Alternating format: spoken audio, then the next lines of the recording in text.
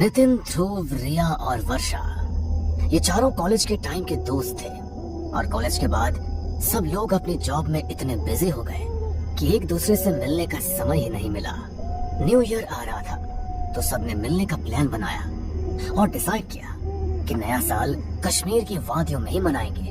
नितिन के पास अपनी गाड़ी थी तो रात को उन्होंने कश्मीर का सफर तय करना शुरू किया और अगली सुबह तक कश्मीर पहुंच गए। 31 दिसंबर का दिन था। वो बस रात को होने वाली न्यू ईयर पार्टी का इंतजार कर रहे थे। यार, कश्मीर तो सचमुच स्वर्ग है। यहाँ की सुंदरता देखकर तो मैं मंत्रमुग्ध हो गया हूँ। यार, पहाड़ी इलाके जितने सुंदर होते हैं वहाँ पर भूतों की घटनाएं भी उतनी ज्यादा होती है। मैंने सुना है कि कश्मीर में बहुत सी ऐसी जगह है जहाँ पर हमेशा लोगों को छलावा होता है और उस छलावे में फंसकर लोग मारे जाते हैं। अरे यार, तो क्यों हमें डराने की कोशिश कर रहा है? हम यहाँ पर न्यू ईयर सेलिब्रेट करने आए हैं, ना कि तेरी भूतिया कहानियाँ सुनने।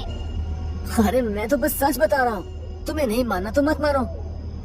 वो सभी न्यू ईयर की पार्टी के लिए कश्मीर में एक कैंपिंग साइट गए। वहाँ पर पहुंचकर उन्होंने अपने टेंट लगाए और बोनफायर जलाने की तैयारी की। वो सभी बोनफायर जलाकर उसके पास बैठ गए। तभी नितिन ने कहा, यार मैंने सुना है कि कश्मीर की लड़कियाँ बहुत सुंदर होती है। पहाड़ी लड़कियों की खूबसूरती कुछ अलग ही होती है। काश अभी मेरे पास कोई पहाड़ी लड़की आए और बोले कि तुम कितने अच्छे हो, मुझे तुमसे शादी करनी है। भाई, रात के 12 बजे किसी लड़की का तो पता नहीं, लेकिन कोई भूतनी जरूर तेरे पास आ सकती है। जब देखो तब फालतू की बातें करता रहता है। अच्छा बेटा, मैं फालतू की बातें कर रहा हूँ, तू तो जैसे बहुत समझदारी वाली बातें करता है ना। अरे यार, वर्षा के सामने ज्यादा सीधा बन रहा है। अच्छा तुम लोग बैठो, मैं अभी आता हूँ, बहुत जोर की लगी है। अरे रुक, अपने साथ माचिस लेकर जा, कोई छलावा मिल गया तो अपने साथ ही ले जाएगा। अरे तू बंद करना अपनी बकवास यार, अभी आ रहा हूँ बस मैं। ध्रुव ने कश्मीर में होने वाली कई भूतिया हादसों के बारे में सुना था, इसलिए वो बार बार सबको सावधान कर रहा था।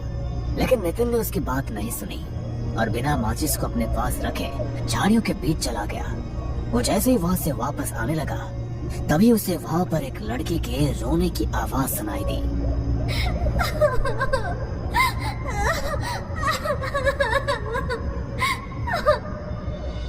अरे, इतनी रात गए लड़की के रोने की आवाज। कहीं सचमुच यहाँ पर कोई छलावा तो नहीं है? जल्दी से निकलना पड़ेगा।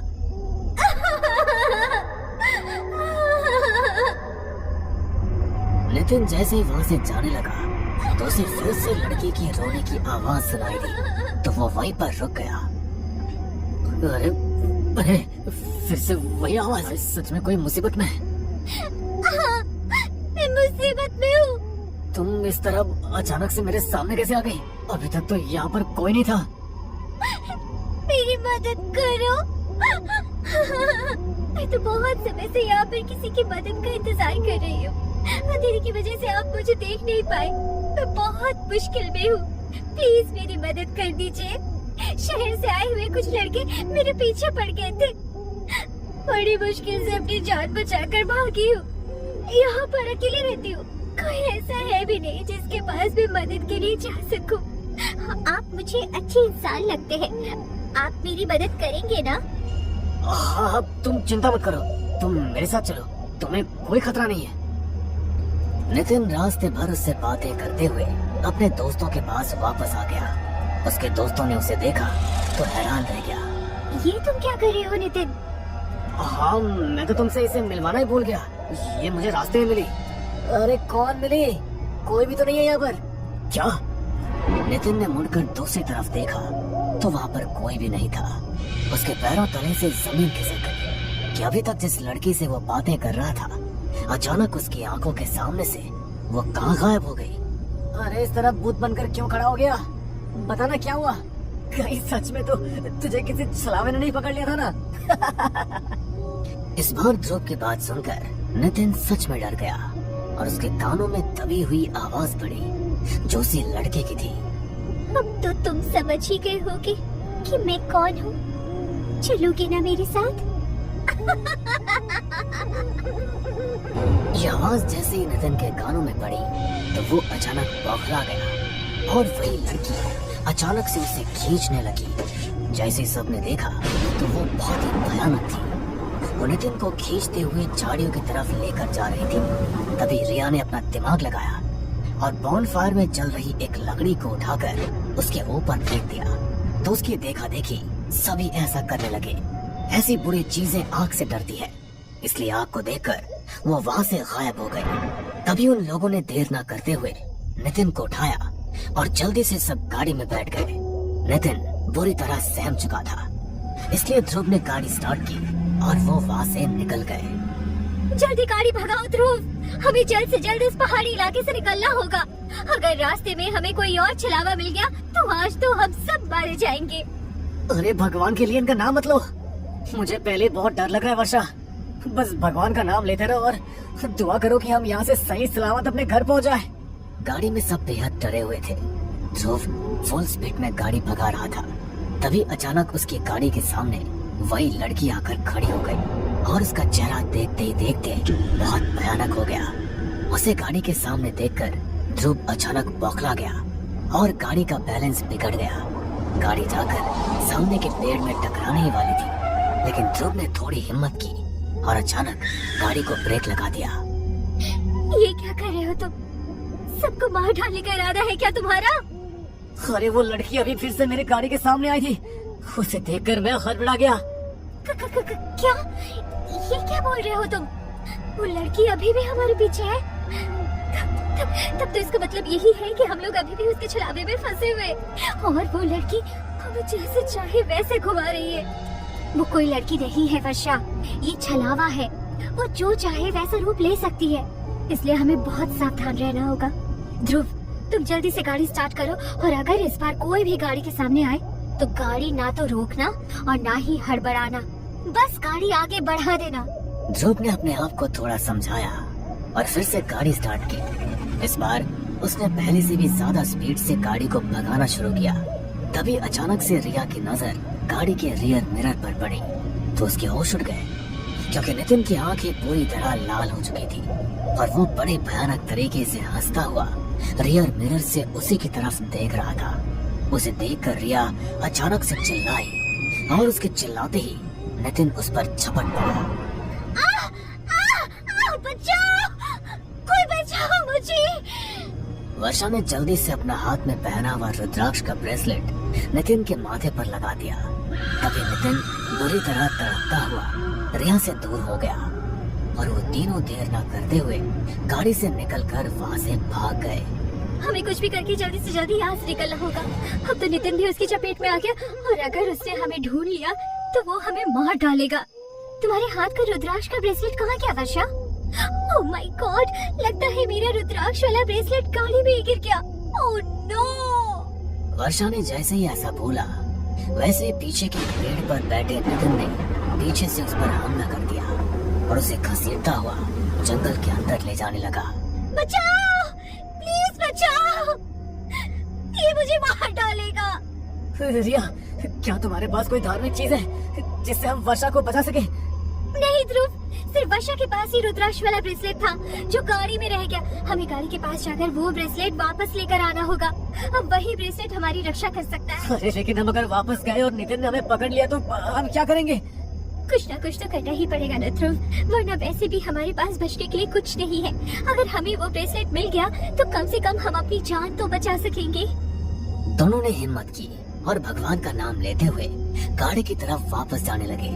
थोड़ी देर बाद वो दोनों गाड़ी के पास पहुंच भी गए। तभी रिया बोली, तुम यही रुको ध्रुव, मैं गाड़ी से रुद्राक्ष वाला ब्रेसलेट लेकर आती हूँ। रिया जैसे ही ब्रेसलेट लेने के लिए गाड़ी का दरवाजा खोलकर गाड़ी के अंदर गई, वैसे ही गाड़ी अचानक शुरू हो गई। रिया ने देखा तो नितिन गाड़ी चला रहा था और उसका पूरा चेहरा किसी प्रेत की तरह भयानक हो गया था। वो जोर जोर से हंसते हुए रियर मिरर से रिया को देख रहा था। तुझे क्या लगा कि तू बच जाएगी? लेकिन ऐसा नहीं होगा। अपने दोस्तों की तरह तुझे भी मैं अपने चपेट में ले ही लूंगा। रिया गाड़ी में ब्रेसलेट ढूंढते हुए मदद के लिए चिल्ला ही रही थी और वहाँ ध्रुव किसी न किसी तरह रिया को उस छलावे के चंगुल से बचाना चाहता था। वो गाड़ी के पीछे पीछे भाग रहा था, लेकिन गाड़ी की स्पीड के आगे वो कुछ नहीं कर पाया। वो जानता था कि वो अब कुछ नहीं कर सकता। इसलिए वो हिम्मत हार कर अपने घुटनों पर बैठ गया और उसकी आंखों से आंसू निकल गए। हमारी मदद करो ऊपर वाले, इस छलावे ने हमें बुरी तरह अपने चंगुल में ले लिया है। हमें इसके चंगुल से निकाल और हमारी रक्षा कर। ध्रुव ने जैसे भगवान से ये प्रार्थना की, वैसे उसे अपने पीछे से कुछ आवाज सुनाई थी। उसने पीछे मुड़कर देखा तो नागा साधुओं की एक टोली वहाँ से गुजर रही थी। वो जल्दी से उनके पैरों में जाकर गिर गया। मेरी मदद कीजिए बाबा, छलावे ने मेरे 3 दोस्तों को अपने कब्जे में ले लिया है। मुझे उनकी जान बचानी है, मेरी मदद कीजिए। तुम चिंता मत करो बेटा, हमसे जितना बन पाएगा हम करेंगे। नागा साधुओं की टोली ने अपने हाथ में भभूति ली और कुछ मंत्र पढ़ते हुए रास्ते पर भभूति को दे मारा। तभी एक सीधी लकीर खींचती हुई बहुत आगे तक गई। हमें इस रास्ते पर आगे बढ़ना होगा। ध्रुव जल्दी जल्दी नागा साधुओं के साथ उस रास्ते पर बढ़ने लगा तो देखा उसकी गाड़ी एक जगह पर आकर रुक गई है।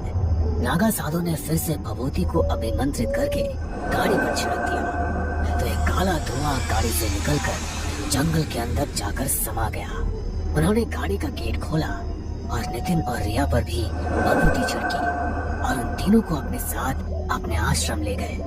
आपका बहुत बहुत धन्यवाद बाबा, आपकी वजह से आज हम तीनों सुरक्षित हैं। लेकिन हमारी एक दोस्त वर्षा अभी भी लापता है, हमें उसे ढूंढना होगा। मैं जानता हूँ बेटा कि तुम्हारी एक और दोस्त लापता है, लेकिन मुझे बड़े खेद के साथ कहना पड़ रहा है कि वो अब जिंदा नहीं है। छलावे ने उसे अपने चपेट में लेकर खत्म कर दिया। तुम उसके लिए दुआ करना कि भगवान उसकी आत्मा को मुक्ति दे। नागा साधु की बात सुनकर उन तीनों की आंखों में आंसू आ गए, क्योंकि उन्होंने अपने एक बहुत अच्छी दोस्त को खो दिया था। नागा साधु ने दिन के समय ही उन्हें वहाँ से रवाना कर दिया। वो अपने घर तक सही सलामत पहुँच गए, लेकिन अपने दोस्त को खोने का मलाल हमेशा के लिए उन सब के दिल में रह गया। उन्होंने वर्षा की मुक्ति के लिए हवन करा है ताकि उसकी आत्मा को छलावे से मुक्ति मिल सके। लेकिन उनके मन में हमेशा यही बात रही कि अगर वे थोड़ी और कोशिश करते तो शायद वर्षा को बचा पाते, या वो लोग कभी नया साल मनाने के लिए कश्मीर गए ही ना होते। वैसे तो कश्मीर लोगों के लिए स्वर्ग है, लेकिन उन लोगों के लिए नर्क बनकर रह गया और वो लोग फिर कभी अपनी जिंदगी में कश्मीर नहीं गए। कश्मीर की वो बुरी यादें हमेशा के लिए उनके दिलों में समा गई। चारों तरफ घना अंधेरा और जंगल के अलावा कुछ भी नहीं था। तभी वहाँ से एक लड़का जो अपनी बाइक पर सवार था गुजर रहा था। अचानक ही उस जंगल के बीचों बीच उसकी बाइक खराब हो जाती है। शिट यार, इस बाइक को भी अभी खराब होना था। इतनी रात हो रही है और तो और यहाँ दूर दूर तक मुझे कुछ दिखाई भी नहीं दे रहा। मैं यहाँ मदद मांगू तो मांगू किससे? वो लड़का ये बात बोल ही रहा था कि तभी उसे किसी की पायल की आवाज सुनाई दे दी है। मैं इस तरह गूंज रही थी जैसे मानो वो पायल सिर्फ और सिर्फ उसे ही बुला रही हो। वो लड़का भी अपनी बाइक वहीं छोड़ता है और उस पायल का पीछा करते हुए जंगल के अंदर जाता है, जहाँ वो एक लड़की को बैठा देखता है। उस लड़की को इस तरह सुनसान जंगल में अकेले देख वो लड़का उससे कहता है, एक्सक्यूज मी, आप इतनी रात गई इस घने जंगल में क्या कर रही है? क्या आपको नहीं लगता कि इस तरह अकेले इस जंगल में ठहरना खतरे से खाली नहीं?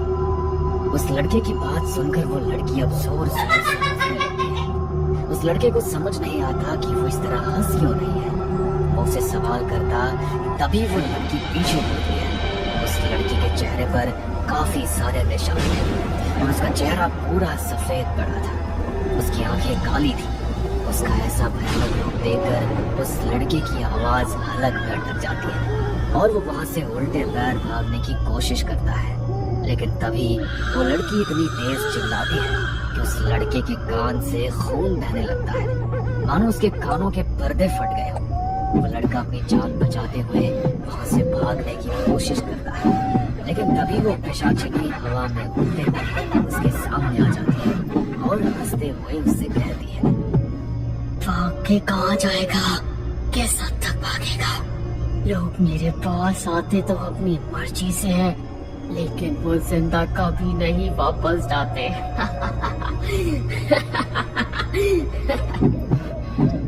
वो लड़का कुछ बोल पाता उससे पहले ही पिशाचिनी उस लड़के के ऊपर चढ़ जाती है और अपने गहरे नुकीले दांतों को बाहर निकालकर उसके गर्दन पर चुभाकर उसका खून चूस लेती है। इस तरह वो लड़का अपनी जान से हाथ धो बैठता है। उसका पूरा शरीर पीला पड़ चुका था और वो वहीं ढेर हो जाता है। तभी वो पिशाचिनी उसका पैर पकड़कर खींचते हुए उसे हाईवे पर फेंक देती है। ये कहानी है सीलमपुर गांव की, जहाँ रात के समय कोई भी बाहर नहीं निकलता था, क्योंकि ऐसा माना जाता था कि रात के समय उनके गांव में एक ऐसी चीज भटकती है जिसकी कल्पना शायद किसी गांव वालों ने नहीं करी थी। पर क्या गांव पर किसी की बुरी नजर लगी थी या किसी और का ही साया था, ये तो हमें इस कहानी में ही पता चलेगा। सीलमपुर गांव में विवेक नाम का एक लड़का अपनी माँ सुनीता और भाई विक्रम के साथ रहा करता था। ऐसे ही एक दिन, माँ आज मैं शहर जा रहा हूँ और मुझे आने में थोड़ा लेट हो जाएगा, इसलिए तुम मेरे लिए रुकना मत और खाकर सो जाना। ये बात तो ठीक है विवेक, लेकिन अगर तुझे लगा कि तुझे आने में रात हो जाएगी तो एक काम करना, शहर में कहीं रुक जाना, क्योंकि रात के समय हमारा गांव सुरक्षित नहीं है, ये तुम अच्छे से जानते हो।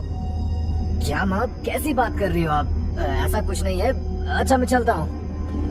इतना बोलकर विवेक शहर के लिए रवाना हो जाता है और शहर में अपना काम खत्म कर घर आने लगता है। पर उसको घर आते आते शाम हो जाती है, लेकिन अब भी उसका गांव 10 किलोमीटर दूर था। विवेक जंगल के रास्ते को देख खुद से कहता है, अगर मैं हाईवे से जाऊंगा तो मुझे 3-4 घंटे लग जाएंगे, क्यों ना मैं ये शॉर्टकट अपना लूं। इस जंगल के रास्ते में अपने गांव भी जल्दी पहुंच जाऊंगा और माँ गुस्सा भी नहीं करेगी। जंगल के रास्ते वो घर जल्दी पहुंच जाएगा, ये सोचकर वो जंगल का रास्ता अपना लेता है। वो थोड़ी ही दूर चलता है कि तभी उसको किसी के रोने की आवाज आती है। इतने घने जंगल में कौन रो रहा है और आखिर वो यहाँ कर क्या रहा है? विवेक उस रोती हुई आवाज का पीछा करता है। थोड़ी दूर चलने पर उसे एक लड़की बैठी हुई नजर आती है, जो अपने घुटने पर अपने सर को टेक कर रो रही थी। उस लड़की को देख विवेक अपने बैग से पानी निकालता है और उसे देते हुए कहता है, सुनिए, आप इस तरह रो क्यों रही है? और तो और आप अकेले इस जंगल में क्या कर रही है? अरे इस जंगल में किसी जानवर ने आपका शिकार कर लिया तो? विवेक की बात सुनकर वो लड़की अपना चेहरा ऊपर उठाती है। उस लड़की की आंखें पूरी तरह लाल थी, पर विवेक उसकी लाल आंखों को इग्नोर करते हुए उसको पानी देता है। देखो, रोते रोते पूरी आंख लाल कर ली है तुमने, ये लो पानी पियो। मैं पानी नहीं पीती, मुझे पानी नहीं चाहिए। यार ये सही है, अपना गुस्सा तुम खाने पीने पर निकाल रही हो। एक काम करो, तुम मेरे साथ चलो। विवेक की बात सुनकर उस लड़की के चेहरे पर स्माइल आ जाती है और वो उसके साथ उसके घर जाने के लिए तैयार हो जाती है। कुछ देर बाद विवेक और वो लड़की दोनों ही विवेक के घर चले जाते हैं, जहाँ सुनीता उस लड़की को देख विवेक से कहती है, विवेक, ये कौन है? माँ ये कौन है ये तो मुझे भी नहीं पता, लेकिन ये एक लड़की है। तुम्हें पता है, ये मुझे जंगल में रोती हुई मिली थी। जंगल में? तू जंगल के रास्ते से आया था? अरे तेरी बुद्धि पर पत्थर पड़ गया है क्या? एक तो तुझे इस लड़की का नाम नहीं पता, ऊपर से तू इसे जंगल से लेकर आया है। अरे नालायक, तुझे मालूम नहीं उस जंगल में पिशाचिनी रहती है, जो लोगों का खून चूस कर उसको मार डालती है। कहीं ये लड़की वही पिशाचिनी तो नहीं है? ये लड़की सच बता, तू पिशाचिनी तो नहीं है ना? अगर तू पिशाचिनी है तो मेरे घर से चली जा, क्योंकि मैं तुझे मेरे घर को कुछ नहीं करने दूंगी। आंटी जी, आप ये कैसी बातें कर रही हैं? वो तो मेरे घर वालों ने मुझे घर से निकाल दिया था, इसलिए मैं उस जंगल में रो रही थी। लेकिन भला हो विवेक जी का, जो इन्होंने मेरी मदद करी। आंटी जी, अगर आपको ऐसा लग रहा है कि मैं कोई पिशाचिनी हूँ तो मैं यहाँ से चली जाती हूँ। इतना बोलकर पिशाचिनी पीछे मुड़ती है और अपनी आंखों को काली कर अपने दांत बाहर निकालने लगती है। पर तभी विवेक बीच में बोल पड़ता है, माँ ये आप कैसी बातें कर रही है? देखो रात ज्यादा हो रही है, अगर आपको इसे घर से बाहर ही करना है तो सुबह कर देना। एक जवान लड़की को इस तरह घर से बाहर निकालना सही नहीं है। पिशाचिनी अपने रूप को नॉर्मल करते हुए दोबारा सुनीता की तरफ मुड़ जाती है। उसकी आंखों में मासूमियत देखकर अब सुनीता को भी लगने लगता है कि वो कोई पिशाचिनी नहीं बल्कि एक आम इंसान है और वो उसे अपने घर में पनाह देने के लिए तैयार हो जाती है। सभी लोग खाना खाकर सोने के लिए जाते हैं, लेकिन इस दौरान वो पिशाचिनी खाना नहीं खाती। देर रात सभी सो रहे थे और हवा में उड़ने लगती है। उसके काले खुले बाल हवा में लहरा रहे थे। वो पिशाचिनी उड़ती हुई सिर्फ और सिर्फ विवेक के इर्द गिर्द घूम रही थी। कुछ देर बाद पिशाचिनी आराम से विवेक के करीब बैठी है और धीरे धीरे उसकी गर्दन के पास अपने नुकीले दांतों वाला मुंह ले जाती है। अचानक विवेक की आंख खुल जाती है और वो इस लड़की को अपने इतने करीब देखकर एकदम उठकर पीछे हो जाता है। ये आप क्या कर रही थी? आप मेरे इतने करीब? वो मुझे माफ कर देना। मैं वो दरअसल मेरे पास कोई जवाब नहीं है, पर मैं आपसे प्यार करने लगी हूँ। इन कुछ घंटों में आपने जिस तरह से अपने घर वालों से मेरे लिए लड़ाई करी है और जितनी मेरी केयर करी है, ये सब देखकर मुझे आपसे प्यार हो गया है। विवेक कुछ कहता तभी वो पिशाचिनी अपनी आंखों को काली करती है। विवेक भी उसकी आंखों में खो जाता है और वो उसके सम्मोहन में आ जाता है। अब अगले दिन विवेक उस पिशाचिनी से शादी करने की बात करता है। माँ, मैं नेहा से शादी करना चाहता हूँ। मैं नेहा को प्यार करने लगा हूँ। मैं इसको अपनी पत्नी बनाना चाहता हूँ। अरे मत मारी गई है क्या तेरी? बिना सोचे समझे कोई भी फैसले लिए जा रहा है। तुझे इसका नाम भी अभी तक नहीं पता लगा, न इसके खानदान का पता, न परिवार का पता, और तू इससे शादी करने की बात कर रहा है। विवेक पिशाचिनी के कब्जे में था, इसलिए विवेक अपनी माँ के सिंदूर को उठाता है और पिशाचिनी यानी नेहा की मांग में भर देता है। ये देख सुनीता अपने सर पर हाथ रख लेती है। अब ना चाहते हुए भी उसको उसे अपनी बहू के रूप में स्वीकार करना पड़ता है। देखते ही देखते 3 दिन गुजर जाते हैं और इस 3 दिन के दौरान विवेक के घर वालों को पता लगता है कि नेहा पेट से है। शादी को अभी 3 दिन भी ठीक से नहीं हुए और ये इतनी जल्दी पेट से है। सुनीता अपने इस सवाल का जवाब ढूंढने लगती है। वो जानना चाहती थी कि उसके घर में जो आई है वो आखिर कौन है। बस यही जानने के लिए वो देर रात उठकर अपने कमरे में बैठी होती है कि तभी उसकी कानों में किसी की गुदगुदाहट की आवाज सुनाई देती है। वो इस आवाज को गौर से सुन रही थी और वो आवाज कहीं और से नहीं बल्कि बाहर गांव से आ रही थी। सुनीता अपने कमरे में खिड़की खोलकर बाहर देखती है जहाँ उसकी बहू अपने बालों को खोलकर आसमान में उड़ रही थी और अचानक ही वो खिड़की के पास आ जाती है। सच में आखिरकार तुमने मेरी सच्चाई देख ली, लेकिन कोई बात नहीं, मैं हर उस इंसान को मौत के घाट उतार दूंगी जिसको मेरे सच के बारे में पता चलेगा। इतना बोलकर वो पिशाचिनी एक काले धुएं में तब्दील हो जाती है और खिड़की द्वारा अंदर आ जाती है और एक बार फिर वो अपना भयानक रूप ले लेती है। इसके बाद वो पिशाचिनी अपने दांतों को निकालकर अपने सास की गर्दन पर काटकर उसका सारा खून पी जाती है। लेकिन ये सब कुछ दूर खड़ा विक्रम देख लेता है। तुम मेरी भाभी नहीं बल्कि एक पिशाचिनी हो। माँ ठीक बोलती थी कि तुम कोई मामूली इंसान नहीं हो। मैं तुम्हारी सच्चाई सबको बता दूंगा। मेरी सच्चाई तू तब बताएगा ना जब तू सच बताने के लिए जिंदा बचेगा। विक्रम जैसे ही पिशाचिनी की ये बात सुनता है वैसे ही वो अपने कदमों को अपने भाई के कमरे की तरफ दौड़ाता है और भागते हुए अपने भाई के कमरे में जाता है और अपने भाई को सब कुछ बता देता है। ये जानने के बाद विवेक को जरा सी भी हैरानी नहीं होती। मैं जानता हूँ विक्रम कि नेहा कोई आम इंसान नहीं बल्कि एक पिशाचिनी है। पिशाचिनी भैया, अगर आपको ये सब कुछ पता था तो आपने हमें कुछ बताया क्यों नहीं? हम लोग गाँव वालों के साथ मिलकर इस पिशाचिनी को कुछ। विक्रम आगे कुछ कहता उससे पहले उसकी नजर विवेक की गर्दन पर जाती है जहाँ उसकी गर्दन पर पहले से ही दांत के निशान होते हैं। वो दांत का निशान देख विक्रम को ये समझते देरी नहीं लगती कि उसका भाई भी कोई मामूली इंसान नहीं बल्कि एक पिशाच बन चुका है। भैया मैं समझ गया। इतना बोलकर विक्रम वहाँ से भागने की कोशिश करता है पर तभी विवेक उसका पैर पकड़कर खींच लेता है और विक्रम वहीं गिर जाता है। काट लेता है, लेकिन फिर भी विक्रम हिम्मत नहीं हारता और एक बार फिर उठकर भागने की कोशिश करता है। और इस बार वो भागने में कामयाब भी हो जाता है और वो अपने सभी गांव वालों को इकट्ठा कर सभी को सब कुछ सच बता देता है। ये जानने के बाद सभी गांव वाले अपने हाथ में आग की मशाल लेकर आते हैं और विक्रम के घर को जला देते हैं। विक्रम के घर में विवेक और वो पिशाचिनी चल रहे थे और तभी वो पिशाचिनी अपने पेट पर एक जादू करती है। अपने पेट से अपना बच्चा निकालकर बाहर की तरफ फेंक देती है और इस तरह उन दोनों का अंत वहीं हो जाता है। लेकिन क्या सच में ये अंत था या यहाँ से शुरुआत थी एक नई कहानी की?